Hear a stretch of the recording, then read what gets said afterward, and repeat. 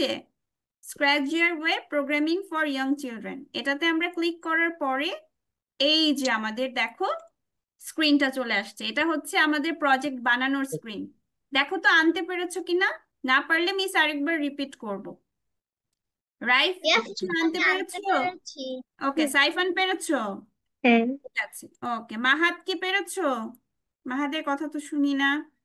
আচ্ছা, ফাহিমিও মিউট আছো। আচ্ছা ঠিক আছে, মাহাতো এনেছো। ওকে, আচ্ছা এখন দেখো তোমাদেরকে একটু পরিচিতি করাই।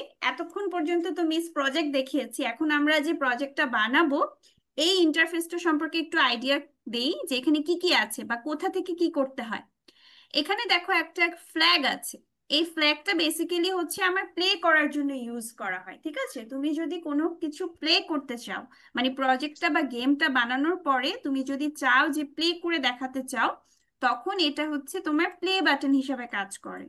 ওকে, আর হচ্ছে আরো একটা জিনিস আছে, সেটা হচ্ছে নিচের দিকে একটু যদি খেয়াল করো তোমরা, এখানে কিন্তু মাল্টিপল ব্লক আছে।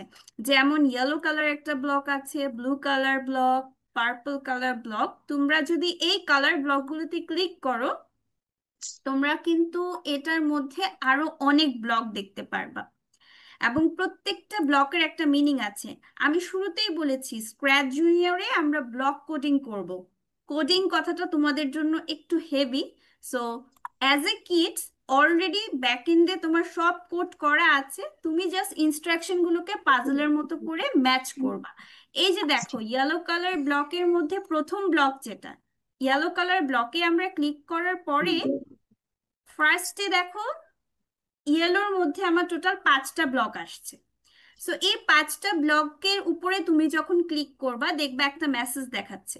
সো এই মেসেজটা মিনিং হচ্ছে এটার আহ, কোন ব্লকের কি কাজ সেটা বলে দিয়েছে অলরেডি।